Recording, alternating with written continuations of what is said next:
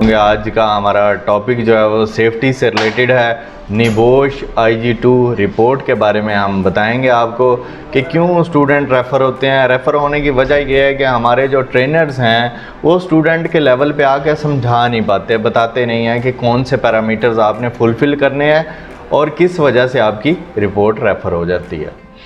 सबसे पहले आपको पता है 4 पॉइंट हैं, ये आपने बात माइंड में रखनी है। ये मैं आपको थोड़ा सा ओवरव्यू देने जा रहा हूँ, ये ब्रीफ नहीं है। अगर आप कमेंट सेक्शन में बताएंगे कि आपको ज़रूरत है, आपको नीड है, तो फिर ब्रीफ एक रिपोर्ट के बारे में डिटेल्ड वीडियो मैं आपके साथ शेयर करूँगा। उसके बाद आपको इंशाल्लाह कोई मसला नहीं होगा। फ़र्स्ट ऑफ़ ऑल आपको पता है इसके पॉइंट्स, मैं समझ रहा हूँ कि आप बहुत कुछ जानते हैं, आप एक अदारे के साथ, एक इंस्टीट्यूट के साथ अटैच हैं। इस वजह से मैं आपको एक सिंपल सा ओवरव्यू, एक ट्रिक सा देने जा रहा हूँ आपको। आपने ये फॉलो कर लिया, ये फॉलो करना बहुत ज़रूरी है। अगर इसमें से कोई एक चीज़ भी आपने मिस कर दी, इस पैरामीटर को फॉलो नहीं किया, तो आपकी रिपोर्ट रेफ़र हो सकती है। हाँ, अगर आपने ये सारे फुलफ़िल कर लिए, आपने कोशिश की, उसके बाद भी वो रिज़ल्ट्स आपको नहीं मिले, आपको पता है ये ह्यूमन एरर होता है। जब इंसान कभी एक सिस्टम नहीं बन सकता, कंप्यूटर रिबोर्ड नहीं बन सकता, इस वजह से डिपेंड करता है एग्जामिनर पे, वो मूड पे डिपेंड करता है उसका। जब आपकी रिपोर्ट चेक हो रही है, रिपोर्ट की असेसमेंट हो रही है, एनालिसिस हो रहा है, उसका मूड कैसा है, उसका मूड अच्छा है। देखें, आप हैं, आपका 24/7 एक मूड होता है। हमारा एज अ इंसान हम अपने आप को देखें, हमारा मूड बदलता रहता है। ऐसे ही आपकी रिपोर्ट भी किसी एक इंसान के पास जाती है, एग्जामिनर होता है, उसका मूड पे डिपेंड करता है, वो घर से लड़ा हुआ है या उसे कोई अंडर स्ट्रेस है, तो आपके रिज़ल्ट्स थोड़े से चेंज हो जाते हैं। जो कि हमें जो है वो हम कहते हैं हमने तो बहुत एफ़र्ट की थी, हम जो है वो अप टू द मार्क थे, ये रेफ़र क्यों हो गए। आपने मेहनत करनी है, रिज़ल्ट हमेशा ऊपर वाले के हाथ में होता है, अल्लाह के हाथ में होता है, हमारा ये बिलीव भी है। और आपने कभी भी, अगर आपने मेहनत की है, आपने रिज़ल्ट्स को लेके डीमोटिवेट नहीं होना। और आपको पता है मायूसी तो वैसे ही गुनाह है। हम रिपोर्ट की तरफ आते हैं। रिपोर्ट में 4 पार्ट होते हैं। फर्स्ट पार्ट आपको पता है पार्ट 1 क्या होता है। पार्ट 1 जो है वो आपकी स्क्रीन पे भी है, description of the organisation and risk assessment methodology used. The description includes, ये फर्स्ट पार्ट में आपने 3 पॉइंट देने हैं, वो मैं आपको बताने लगा हूँ। The name of the organisation, आपने अपनी ऑर्गेनाइजेशन का नाम ज़रूर लिखना है कि ये ऑर्गेनाइजेशन का नाम क्या है। सिंपल है, ये आपने नाम लिख दिया। सेकंड, साइट लोकेशन, ये कहाँ पे है, कहाँ पे मौजूद है, आपने थोड़ा सा उसका ओवरव्यू दे देना है। ये चीज़ें डू और डाई हैं, ये आपको करनी पड़ेंगी। इसमें से एक भी मिस कर दी, समझ लें ये पैरामीटर्स हैं, समझ लें ये चेकलिस्ट है। एग्जामिनर जब भी आपकी एवेलुएट करता है रिपोर्ट, इसको साथ रखता है लाजमी, ठीक है। थर्ड आपने देखना है how many workers are employed.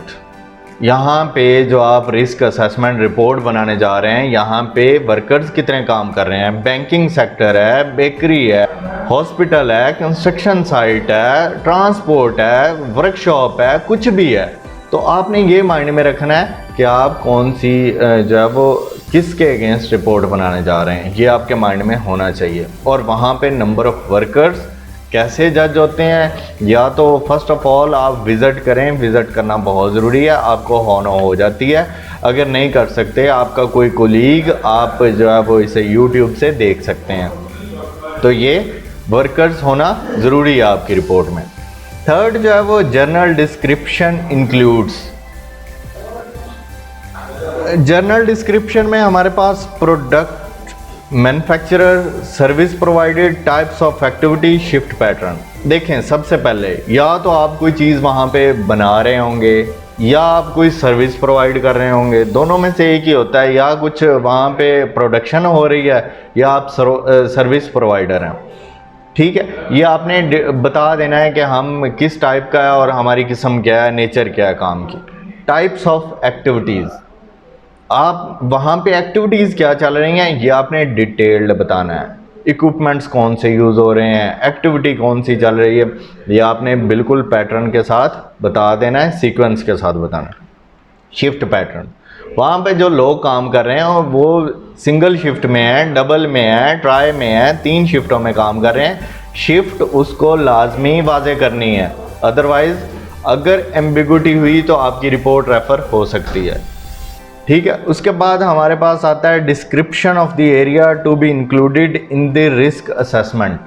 आपने डिस्क्रिप्शन देनी है एरिया की, वहाँ पे फ्लोर्स कितने हैं, वहाँ पे कौन कौन सी एक्टिविटी हो रही है, कौन से फ्लोर पे क्या करने जा रहे हैं, ये सारा कुछ इसमें आ जाएगा। उसके बाद हमारे पास थर्ड पे मेथडोलॉजी यूज टू इंक्लूड। ठीक है, इसमें हमारे पास आता है सोर्सेज ऑफ इंफॉर्मेशन, कि आप जो इंफॉर्मेशन गेट करनी है उसके सोर्स क्या होंगे, सोर्सेज कहाँ से आपको लिए, आपने वर्कर्स के साथ मीटिंग की या वहाँ पे कोई सेफ्टी ऑफिसर था वहाँ मिले, तो वो जहाँ से भी आपको इन्फॉर्मेशन मिली वो आपने यहाँ पे बतानी है। अगर आप नहीं बताएंगे तो रिपोर्ट आपकी डाउटफुल रहेगी। Who was consulted and how you decided on the additional control measures. वो कहता है कि आप किससे कंसल्ट किया आपने, जैसे मैंने आपको पहले बताया कि वहाँ पे सेफ्टी ऑफिसर थे, वहाँ पे वर्कर्स थे, वहाँ पे उनकी हैंड बुक थी, इन्वेस्टिगेशन बुक थी या कुछ भी था, आपको सोर्स ऑफ इंफॉर्मेशन कहाँ से मिला। ठीक है, और आपको ये कैसे लगा कि ये कंट्रोल मेजर्स मिस हैं। हाँ, मैंने इंस्पेक्शन किया, मैंने वर्किंग एक्टिविटी देखी है उनकी करते हुए, मुझे लगा है कि इनकी लैक ऑफ ट्रेनिंग है क्योंकि ये बार बार मिस्टेक्स कर रहे हैं, इन्होंने PPEs नहीं पहने हुए या कोई ड्रम में ऑयल का वो पड़ा हुआ है, यहाँ नहीं होना चाहिए था, ये इसमें आपने ऐड करना है। पार्ट 2 की तरफ जाते हैं। Part 2 risk assessment. Risk assessment, मैं उम्मीद करता हूँ कि आपको पता होंगे कि रिस्क असेसमेंट के 4 पॉइंट्स होते हैं, वो कौन कौन से होते हैं आपने पढ़ा भी होगा। ठीक है, लेकिन असेस करने हैं, सबसे पहले आपको पता है कि एक्शंस होते हैं रिपोर्ट में, आप सब जानते होंगे। मैंने आपको पहले बताया कि मैं उम्मीद करता हूँ आप किसी इंस्टीट्यूट के साथ अटैच होंगे, उन्होंने आप पे टाइम लगाया होगा, आपने एक दूसरे के साथ आपने मेहनत की होगी। ये एक ओवरव्यू है। आपको पता है हैज़र्ड्स कितने लिखने चाहिए, हमें कहते हैं 12 हो, 14 हो, एक्शन जितने भी हैं ना, तो आपने मिनिमम 10 लिखने हैं। मैं फिर वही कहता हूँ कि आपको ये पता होगा एक्शंस कैसे होते हैं। अगर आप कहेंगे तो मैं इस पे अलग से वीडियो बना दूँगा। आपने पहले हैज़र्ड्स उसके 12, 10, मिनिमम 10 तो कंप्लीट करने हैं। उसमें कैसे कैसे हाउ, हु, ये सब कुछ उसी में ही होता है।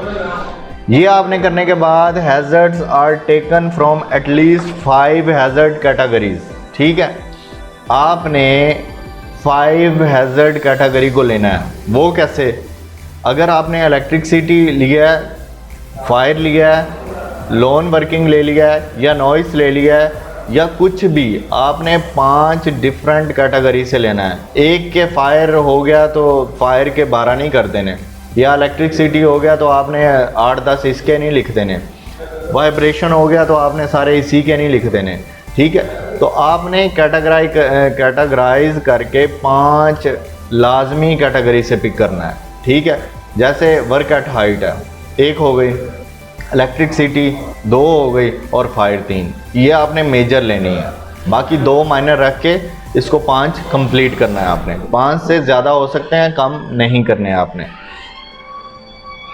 अच्छा जी, each column of the risk assessment table has been completed for each of the identify hazards. वो आपने मेक श्योर करना है कि सारे आपके कॉलम कंप्लीट हैं, मुकम्मल इंफॉर्मेशन है कि नहीं, ये चीज़ें कंप्लीट होनी चाहिए। पार्ट 3 में prioritise 3 action with justification for the selection. 3 action have been selected. आपने क्या 3 एक्शन सेलेक्ट किए हैं कि नहीं किए, ये लाजमी है, ये आपने देखना है। अगर आपने कर लिए हैं तो फिर हम आगे चलेंगे। Justification includes, first of all आपने जो है वो पार्ट 3 में मोरल, लीगल, फाइनेंशियल आर्गूमेंट्स देने हैं। ये तीनों आर्गूमेंट्स होने ज़रूरी हैं, अगर ये मैट करेंगे तो आपकी रिपोर्ट बेस्ट होगी। लाइकलीहुड, सेवेरिटी, आपने पहले तो हो कैसे, उसके बाद हु, आपने किसको इसमें रखना है, किसको कम्युनिकेट करना है। मैं आपको बताता हूँ इसका डिफरेंस कैसे है। अगर आपने कहा है यहाँ पे मेंटेनेंस के हैज़र्ड हैं, तो आपने क्या करना है, कम्युनिकेट करना है मेंटेनेंस डिपार्टमेंट को, मेंटेनेंस मैनेजर को। आपको पता है इसकी रिस्पॉन्सिबिलिटी है। और साथ में आपने क्या करना है, साथ जो टॉप मैनेजर्स हैं, टॉप मैनेजमेंट है, उनको भी शामिल कर लेना है। अगर हाउस कीपिंग का इशू है तो हाउस कीपिंग मैनेजर को लाजमी इसमें इंक्लूड करना है। तो हु का आपको समझ आ गई है, ये आपने लाजमी लिखना है। Indicate how you will follow up to check that the identify actions have been carried out, ये आपने लाजमी इसका भी ख्याल रखना है।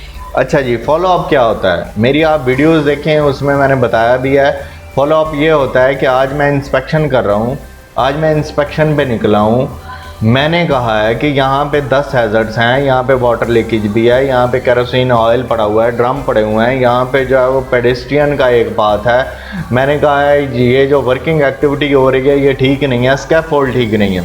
मैंने 4 से 5 हैज़र्ड बता दिए, कंसर्न डिपार्टमेंट को मेल कर दी, रिपोर्ट कर दी। अब मुझे कैसे पता चलेगा ये काम हुआ है कि नहीं हुआ? इस वजह से हम उसका फॉलो अप देते हैं कि मैं इस डेट को, जैसे आप किसी डॉक्टर के पास जाते हैं, वो आपको चेक करता है, चेक करने के बाद, डायग्नोस करने के बाद आपको मेडिसिन लिख देता है, प्रिस्क्रिप्शन बता देता है। मेडिसिन लिखने के बाद वो क्या कहता है कि अब आपने इस डेट को दोबारा से चेक करवाना है, देखेंगे कि इसने इस मेडिसिन ने रिकवर किया है कि नहीं किया। ठीक है, तो फॉलो अप भी बिल्कुल ऐसे ही होता है। अगर आप फॉलो अप आप देखते हैं कि हाँ मैंने ये रिपोर्ट की थी, इसके अगेंस्ट काम हुआ भी है कि नहीं हुआ, आप फॉलो अप नीचे डेट देते हैं। वीकली भी होता है, 15 डेज़ का भी होता है। आपको पता है एक चीज़ है, एक बिल्डिंग का फॉलो अप दे रहे हैं, बिल्डिंग हफ्ते में तो बन नहीं सकती या हफ्ते में उसकी मेंटेनेंस नहीं हो सकती। आपने कैटेगराइज करके फॉलो अप उसी के अकॉर्डिंग देना है। अगर काम थोड़ा है, आपको पता है 2-4 दिन में हो जाएगा, तो आपने फॉलो अप देना है 1 वीक का। अगर आपको पता है काम ज़्यादा है, तो आपने फॉलो अप भी उसी के अकॉर्डिंग देना है। फॉलो अप के बाद आप जो फॉलो अप डेट देंगे उसके मुताबिक आप चेक करेंगे। अगर आप सबसे पहले तो प्रायोरिटी ये होनी चाहिए कि मैं हाँ आऊँगा फॉलो अप पे, दोबारा चेक करूँगा क्या ये काम हो गए हैं या नहीं हुए। अगर आप नहीं आ पाते तो आप कॉल करके कंसर्न पर्सन से पिक्चर्स मंगवाएंगे कि मुझे इसके अगेंस्ट पिक्चर सेंड करो, मैं देखना चाहता हूँ इस पर कोई काम हुआ भी है कि नहीं हुआ। फ़ोन पे पता कर सकता हूँ। ये आप जब इंफॉर्मेशन ले लेंगे फॉलो अप की, फिर उसके बाद आप टॉप मैनेजमेंट को बताएंगे, रिपोर्ट देंगे कि इसके अगेंस्ट ये मेरा फॉलो अप है, इसके अगेंस्ट इतना काम हो गया और इतना रह गया। ये मेरी आज की वीडियो थी risk assessment report IG2 NEBOSH के बारे में। अगर आपको मज़ीद भी कुछ भी जानना है कमेंट सेक्शन में बताइए, हम आपको इंशाल्लाह डिटेल्ड ब्रीफ इस पे लेक्चर देंगे। तो अपना ख्याल रखिएगा, परेशान आपने बिल्कुल नहीं होना। थैंक यू सो मच, अल्लाह हाफिज़।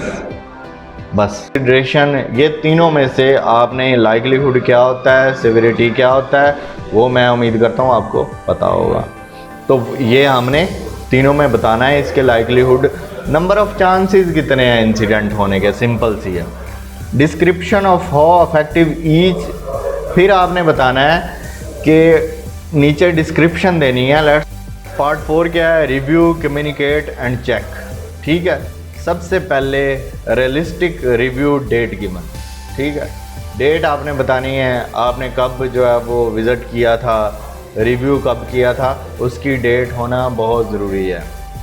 Reason for review date given, कि रिव्यू आपने किया क्यों, रिव्यू करते क्यों हैं, वो आपने इसमें रीज़न देनी है लाजमी।